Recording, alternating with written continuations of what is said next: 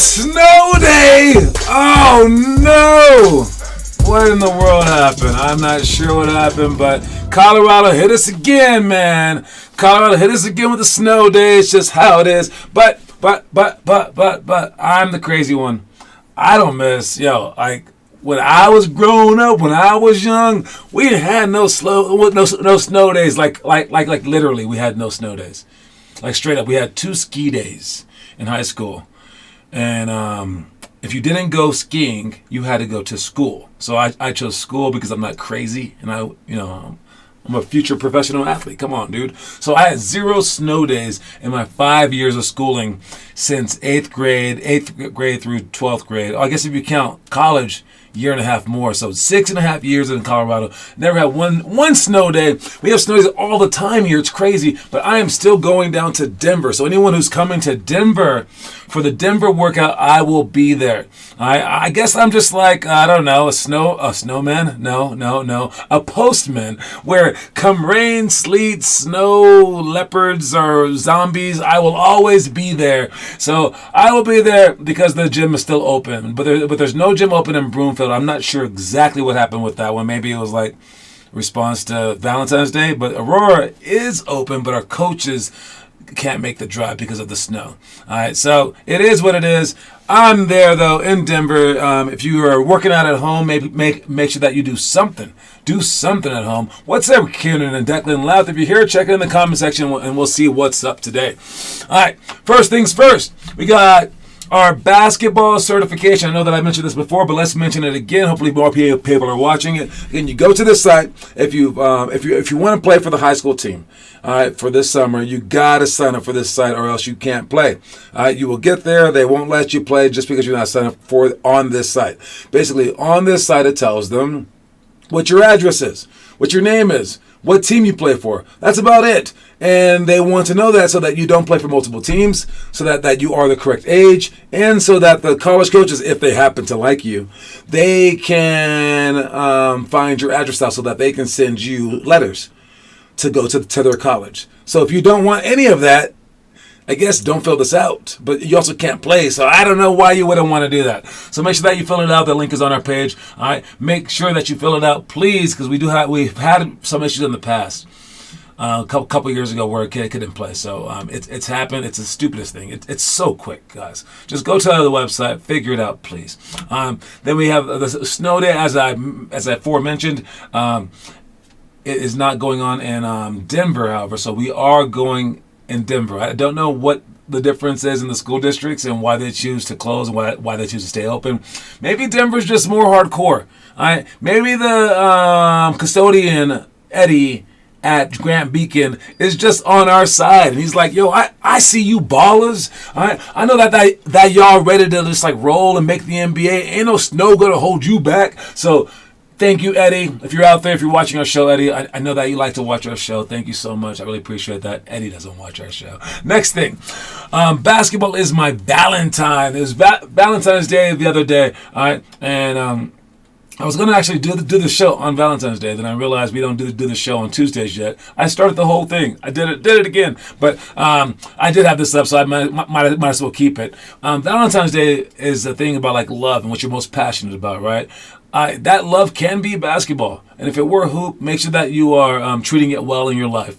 All right, basically, pretend that it's like your husband or wife or your girlfriend or your boyfriend. Pretend that it's like your baby. Pretend that it's like some like loved entity, and treat it the same way that you would treat something else. So if it's like your baby, obviously you would feed it every day. And you feed it every day by getting up shots. Don't neglect your baby. Don't neglect your baby, or they're going to call Child Protection Services on you and take your baby ball away from you.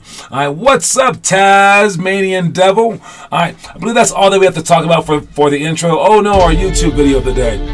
No noise. All right, but our YouTube video of the day was what was it? Yesterday it was the 360s. The best 360s. I think that was yesterday, yeah. And the day before was Jeremy Lin. All right, but today was the questions and answers. I answered a question. I was talking about our motivational videos. Came from Blake Bastani, but it's how do I make the videos. I actually showed you the behind the scenes footage of how I make those motivational videos. It's a cool little program. I'm not sure if I mentioned it, but the program is called Sparkle with an OL at the end. So Spark OL.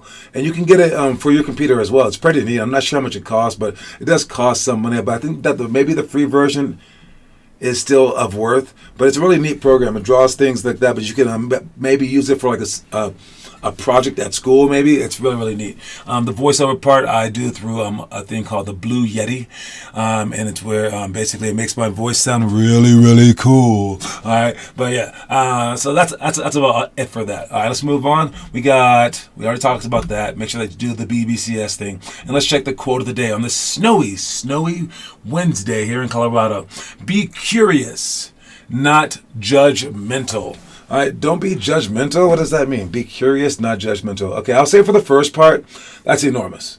All right, if you ever want to like judge someone who's like a little baby, this is how you judge babies. Like you can judge them on their whole life if they're like this, okay? There are some babies who don't care. And there are other babies that are so curious. All right, the ones that are curious are just going to be smart. The ones that don't care and they're just chilling aren't. The ones that are like, oh, why? And they're asking like questions like, why? Oh, why? And it might be so annoying to like talk to them and to answer all the questions that you don't even know. They're like, why does the snow? And you're like, I don't know. But those kids are going to be like amazingly smart and like resourceful when they grow up. All right. And same holds true for like basketball players, especially, okay, or just any kind of athletes. If you're curious and you're like, oh my God, like how does the Warriors run their offense? Or like how do you do this? How do you do the crossover? How do you do this play? How can we figure this out? And you're always wondering more, and you want to know more, and you want to know more. How can I get better is the most curious thing, right? Then you're well on your way. But if all you are judgmental, how does that play into this quote?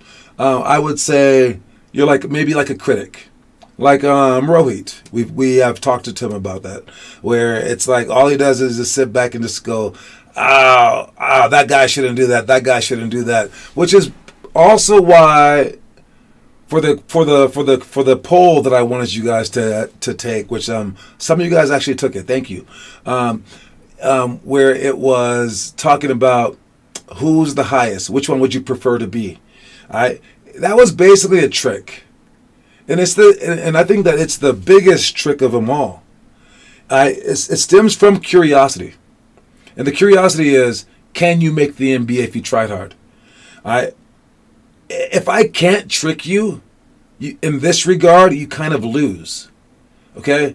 So I think a number of you guys, including like one of my like best friends who's like ex D1 athlete. He's like 50 years old now. Okay, he has all the wisdom in him. I asked him, what is your order for these 6 things? And he said, I want to be Kobe, then AI, then Giannis, then Shaq, then player number 1 who tried their hardest and didn't make it, then player number 2 who didn't try their hardest and didn't make it.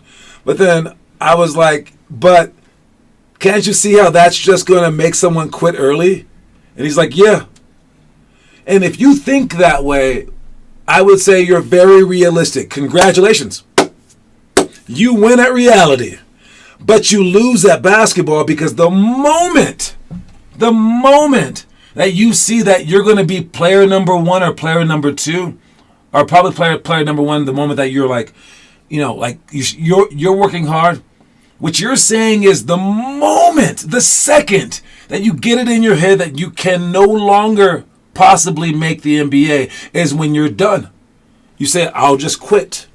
That's what that leads to. Unless you can somehow fall for my trick, where somehow, some way, even if you know that you have 0% chance to make it, you're going to try hard because you truly believe in your heart that this is better than just being handed something. All right? It's the demoralization that winds up getting to people, and it's around their freshman, sophomore, junior year.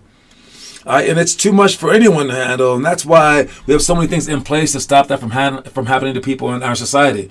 Like we don't want like little black kids growing up thinking that they can't be doctors, because at the moment, so as soon as they think that they can't become doctors, they're going to become like drug addicts or drug dealers.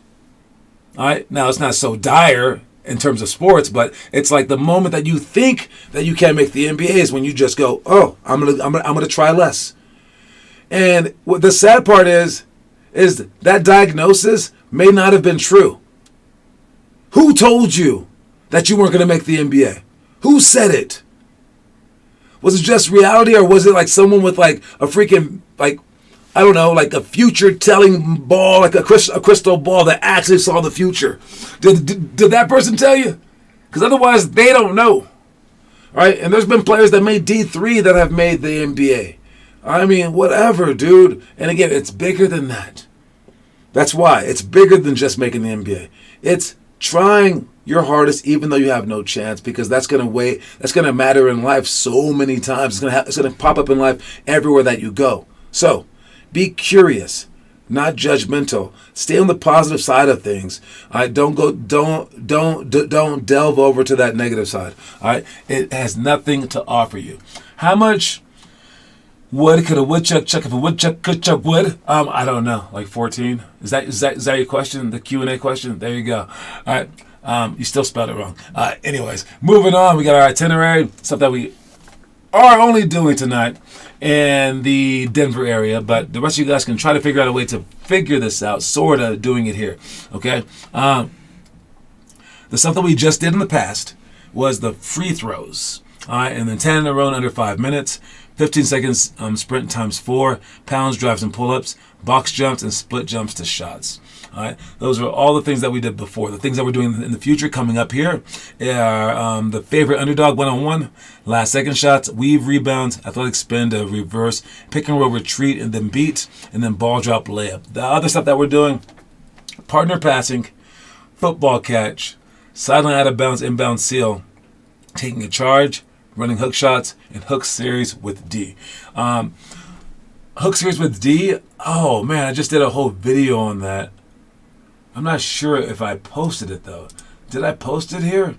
Let me check. Let me see. Hook series. No, I have not posted it yet. Let me check here. Hook series. Nope, I definitely did not post it yet. Oh, no, I did. Oh, I posted on February 8th, so I just posted this.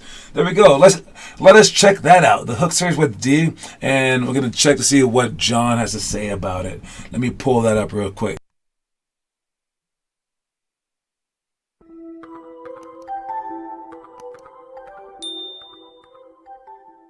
Hook series with D. You want to make sure that if you catch the ball like this, you want to land diagonally.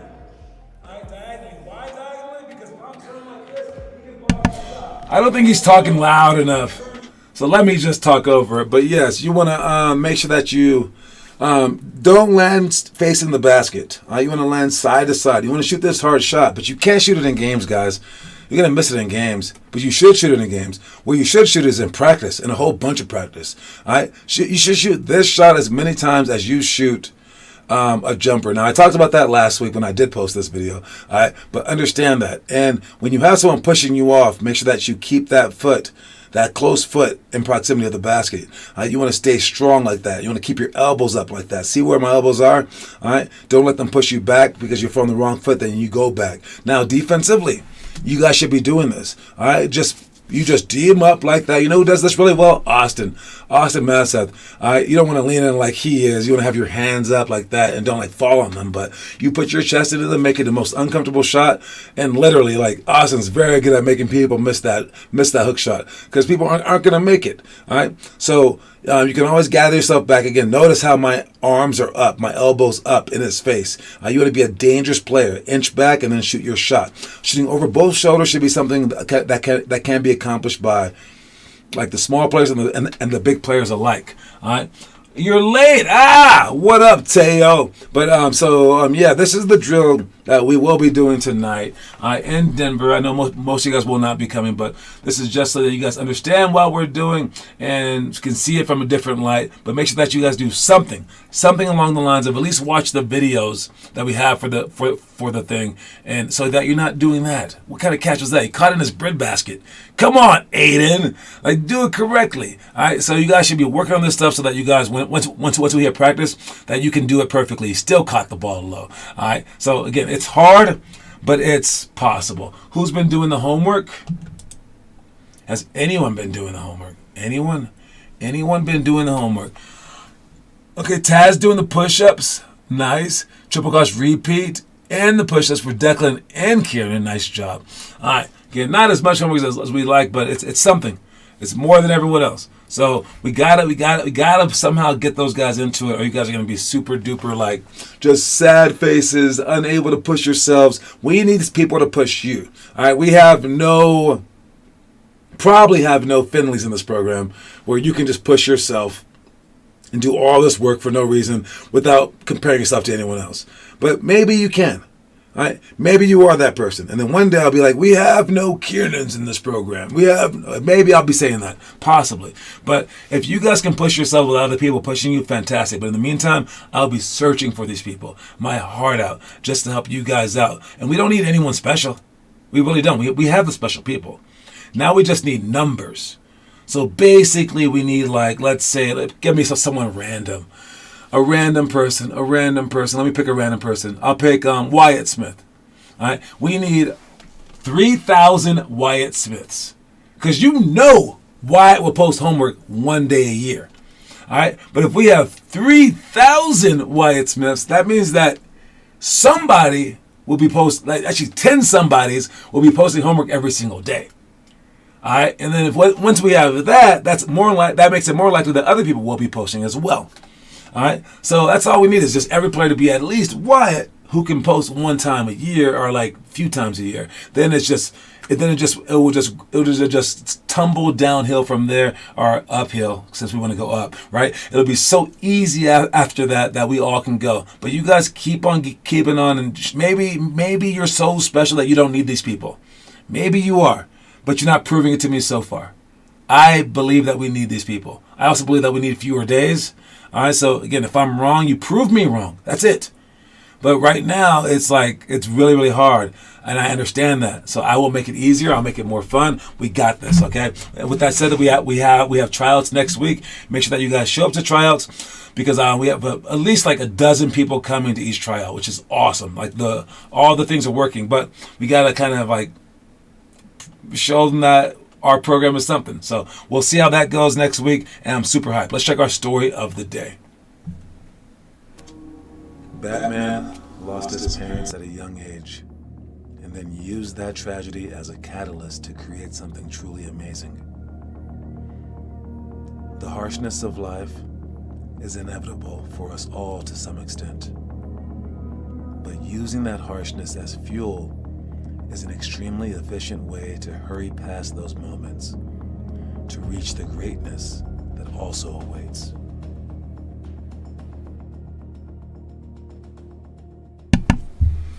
Man, that is a deep, deep, deep saying right there. I mean, God, talk about Batman's parents dying and stuff. Jeez. Did you have to get so dark, John, right after Valentine's Day? Man, I'm sorry, guys, but yes. Bad stuff happens in life. And if you can somehow switch that stuff around, just like Batman did. There would be no Batman if it wasn't for the bad stuff, right? You can go well beyond. Now, most of you guys won't have something that bad happen to you. But I would say anything, right? And it can be anything good, too. Basically, if you just use everything, as I've said before, use everything as fuel, then you'll be great. Wait, you just posted this morning? I'm sure I saw it. I'm sure it's there. All right, but so yes, use any setback, use any success. It's all good. Heck, if you can use any neutrality, is that the word? If you can use anything in the middle as positive too, use that. Use every moment of your life as a positive thing, and then you will go very, very far, especially if you're on the bottom right now. So if you're having a bad day, it's a good thing. If you're having a great day, it's a good thing. If you're having a neutral day, it's a good thing. All right? No matter what you're experiencing, you broke your leg. Oh, that's a good thing. I get to ball handle. Oh, you broke your right arm. Okay, great. I get to shoot with my left hand. The coach won't play you. Oh, great. You can get mad at that and then shoot 500 shots right after the game. The coach playing you too much and you're dead tired. Well, that's a good thing too, because now you know that your body's gotten the energy that it needs, right? So no matter what happens to you, it's always positive. If you think that way, dude, you win. I use everything as talking fuel. No, you don't. You're a super sad person.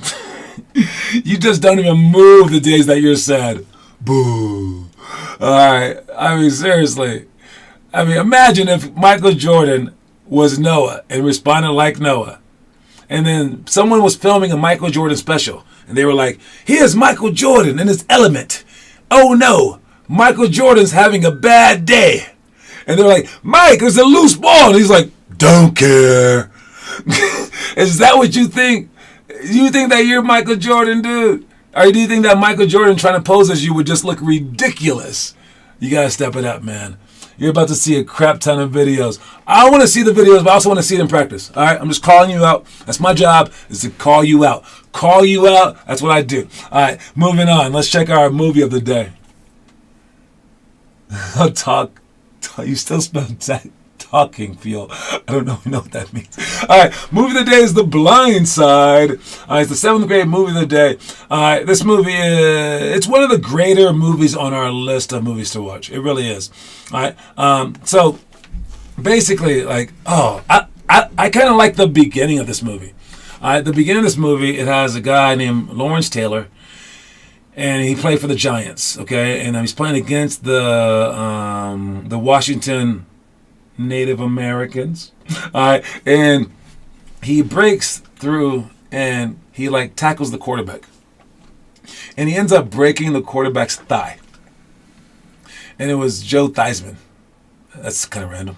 All right, but the thigh is like the thickest bone in your body. Compared to cement, it's thicker than cement. You can't shoot a bullet through a thigh. Like, it's so thick, and this guy, Lawrence Taylor, broke it. He's like one of the baddest dudes on the planet at the time. Like, he's so tough. And when he broke it, he just started screaming. Like, not the offensive guy. I'm sure he screamed too, but the defender started waving everyone in. He was like, please help. He's like crying, like tears, because he hurt this guy that bad. And it was like insane. And he ended a Hall of Famer's career on the spot. And because of that moment, this movie stipulates, after that, they got more guys to protect the quarterback. So all of a sudden, you saw these linemen who were once like, just like regular athletes. Then they became huge and bigger and bigger and bigger. So it gave all these people who like wouldn't normally get a shot in like sports, but they could be like maybe sumo wrestlers. It gave them a different goal, and they could become offensive linemen. And this guy, Michael Orr, this is his story of when how he became one of those offensive linemen for the NFL. Again, I'm not giving it up because that's part of the movie. And but his life, he got adopted by a white family in the suburbs, and it showed like his transition into that life. This is the kid right there that was like his like basically adoptive brother, and it's a very, very cool story. And a lot of people love this story. It was a book at first, and the funny thing is like this guy's like, I don't know if he's still in the NFL, but he was in the NFL like when this movie was like made, and it depicts him as like a shy, like soft-spoken guy, and in real life he was exactly that. Like, I've never seen him give an interview about it, nothing. He was just like, yeah, there's a movie about me. It is what it is. But he's a gentle giant, but amazing story. I heavily recommend this movie. I would say it's 49 stars out of 50. Let me see. Trying to adjust to being at school all day with basketball starting up and 50 on top, getting worn out. Just need to reset. I did this review last year. You did do the review last year. I remember that. And yes. Showing up is something. Try to bring, again, the physical stuff, you can be tired, but not the mental stuff. That you got to be sharp as a tack, okay? Unless you like literally haven't had sleep for like 18 days in a row, which is impossible. But yes, all right, so bring it, like especially, you know what? I'll say this. On your sharp days, like when you're like just on fire, you can be quiet. Sure, whatever. It'd be great if you can talk about whatever. But on your bad days, when you're hurt, when you're tired, then you have to extra speak loud and smile and just fake it. So I would say that you have to bring it somewhere.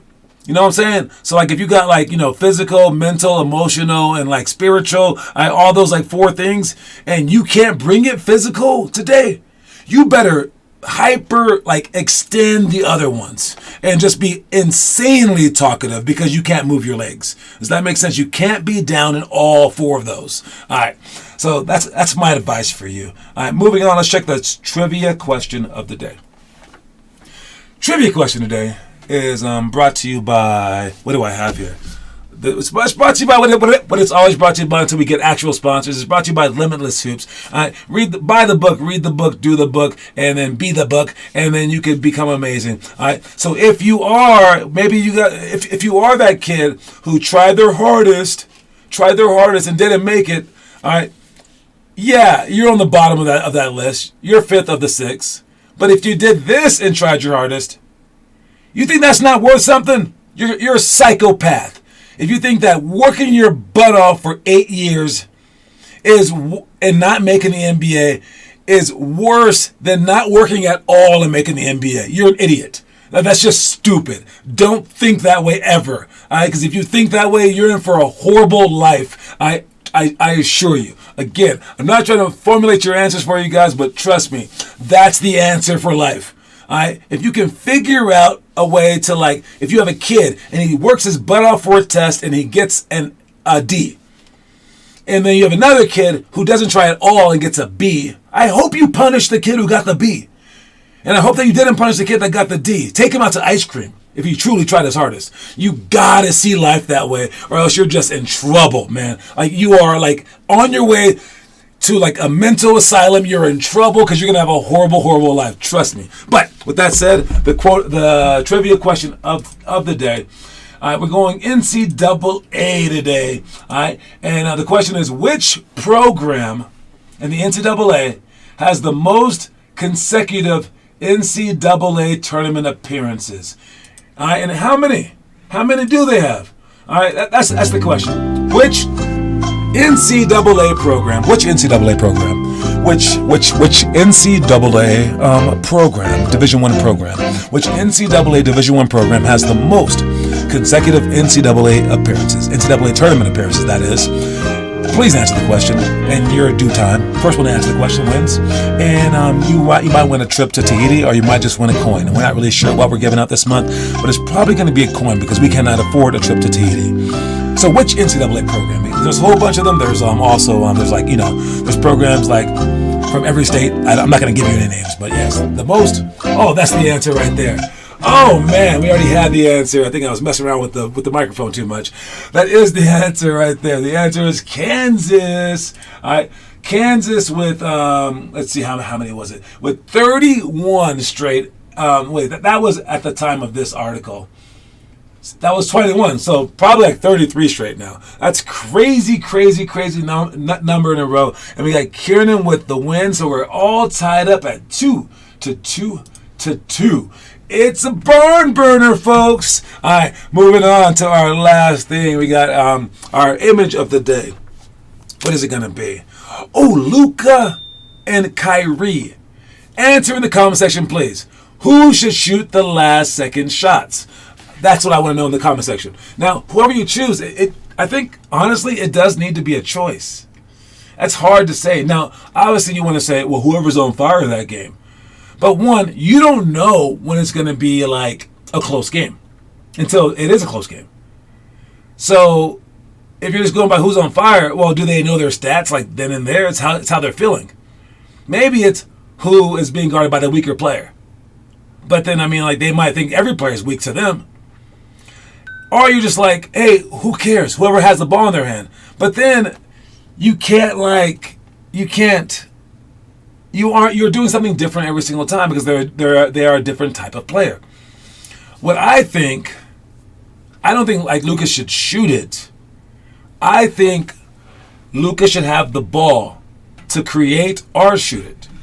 And I don't think that for any reason. I'm not saying that Luka's better at Kyrie at doing this.